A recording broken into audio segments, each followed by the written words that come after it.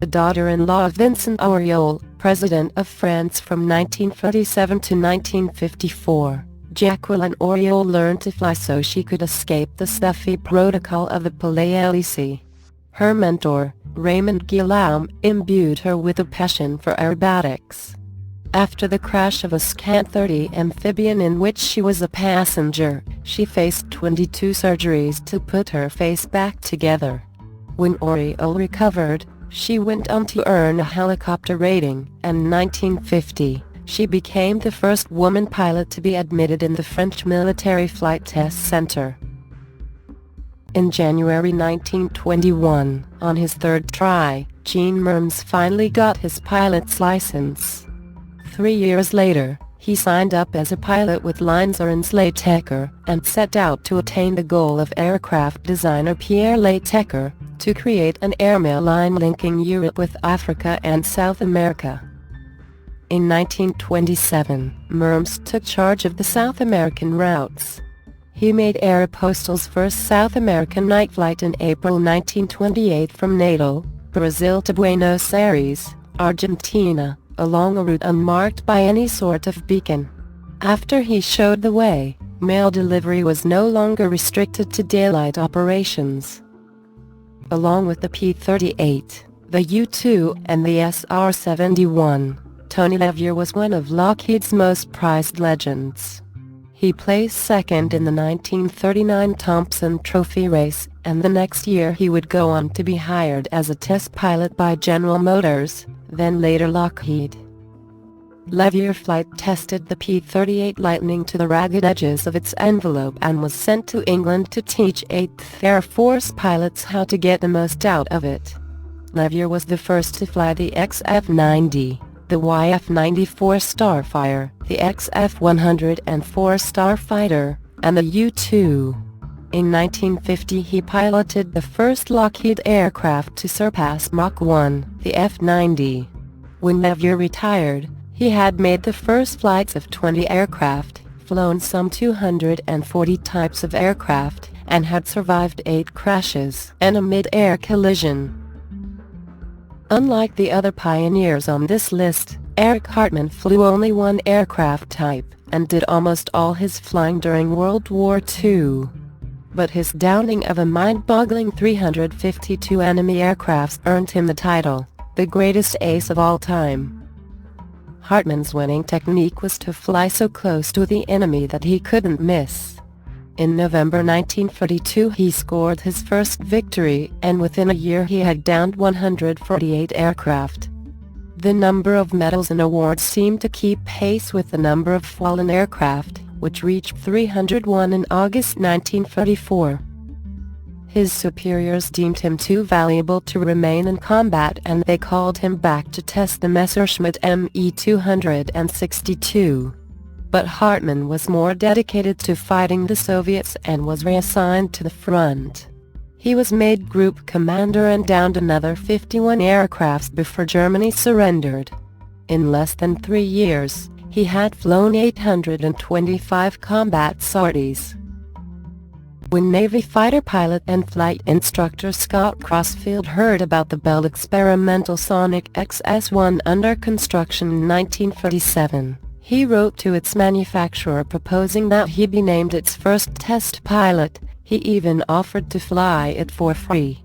Unfortunately, Bell did not reply. However, in 1950 Crossfield was hired by the National Advisory Committee for Aeronautics and was sent to Edwards Air Force Base to fly the world's hottest X-planes, including the X-1, the tailless Northrop X-4, the Douglas D-558, one Skystreak and D-558, two Skyrocket, the Convair XF-92A, and the Bell X-5. He made 100 rocket plane flights in all of these aircraft.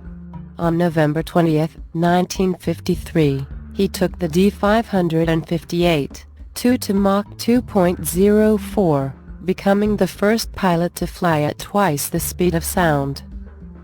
Despite the many thrills at Edwards in the golden age of X-planes, Crossfield was seduced by an aircraft on the North American drawing board.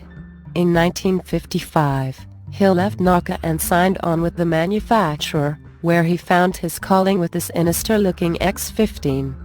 Crossfield made the first 8 flights of the X-15, learning its idiosyncrasies, and logged another 6 after NASA and Air Force pilots joined the program. As a young Army Air Forces pilot in training, Yeager had to overcome air sickness before he went on to down 12 German fighters, including a Messerschmitt 262, the first jet fighter. After the war, still in the AAF, he trained as a test pilot at Wright Field in Dayton, Ohio, where he got to fly the United States' first jet fighter, the Bell P-59, which he took on a joyride, flying low over the main street of his West Virginia hometown. Yeager then went to Moorrock Field in California, where Larry Bell introduced him and fellow test pilot Bob Hoover to the Bell XS-1. In Yeager's hands, the bullet-shaped XS-1 performed as advertised, and on October 14, 1947 he reached a speed of Mach 1.07. He also managed to fly the Douglas X-3, Northrop X-4 and Bell X-5, as well as the prototype for the Boeing B-47 swept-wing jet bomber. When he stopped test flying, he had logged 10,000 hours and 180 types of military aircraft. This young man, who would give aviation its biggest boost since the Wright brothers, got his start in aviation as a wing walker, barnstormer, and parachutist. Although famously known for his non-stop flight from New York to Paris in May 1927, Lindbergh is also known for his greatest survey flight of 1931 for Pan Am, when he and his wife and radio operator/navigator, Anne Morrow, set out in a Lockheed Sirius to establish the shortest air route from New York to China via Churchill, Nome, Petropavlovsk, Tokyo and Nanking. 2 years later the pair scoped out North and South Atlantic cities for operational facilities on Pan Am's transatlantic routes. In 1944, Lindbergh tested the Vought F-4U Corsair at a field in the Solomon Islands, and flew several missions with the U.S. Marines, downing Japanese Zeros. In addition, in New Guinea he demonstrated to Army Air Forces pilots a fuel-saving technique that extended the range of the Lockheed P-38 from 575 to 750 miles. After his Spitfire was shot down by a Focke-Wulf 190 over the Mediterranean in 1944, Hoover was captured and spent 16 months in the Stalag Luft 1 prison in Barth, Germany. He eventually escaped in an FW-190, an aircraft that he had never piloted, and flew to safety in Holland. After the war, Hoover signed up to serve as an Army Air Forces test pilot, flying captured German and Japanese aircraft. He became buddies with another aviation pioneer, Chuck Yeager. Hoover was Yeager's backup pilot in the Bell X-1 program, and he flew the Lockheed P-81. Yeager first exceeded Mach 1. Hoover moved on to North American aviation, where he test flew the T-28 Trojan, F-J-2 Fury, a J-1 Savage, F-86 Sabre, and F-100 Super Sabre, and in the mid-1950s he began flying North American aircraft, both civil and military, at air shows. Hoover is also known for the energy management routine he flew in the Shrike Commander, a twin-engine business aircraft.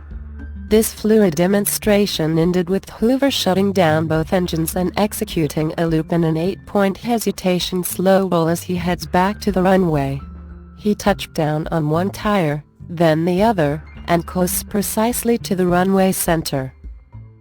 Thanks to Noel Wien, Alaska has a higher ratio of aircraft and pilots to residents than any other state. In the 1920s, Wien introduced the airplane to Alaska, and for over 50 years, air travel became virtually the primary mode of transport in the vast and thinly populated state, which is twice the size of Texas and less hospitable in climate and geography. Wien was the first in Alaska and Canada to fly north of the Arctic Circle, and made the first commercial flight between Fairbanks and Nome. He was first to fly the Arctic coast commercially, the first to fly from North America to Siberia via the Bering Strait, and ultimately the first to fly a year-round service, throughout the harsh conditions of winters. All this with sketchy maps, no radio, and virtually no paid landing strips. Wien flew everything and everybody to everywhere, bodies to burial sites, tourists to stunning views, gold dust prospectors to market, the sick to hospitals, trappers and dogs to hunting grounds.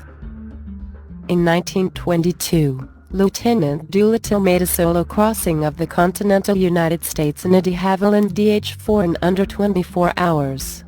The Army sent him back to the Massachusetts Institute of Technology, where in 1925, he earned a doctorate in aeronautical engineering. Doolittle next took up air racing and collected the major trophies, the Schneider in 1925 with the Curtiss seaplane, the Bendix in 1931 with the Laird Super Solution, and the Thompson in 1932 in one of the treacherous GBs, when he set the world's first land plane speed record.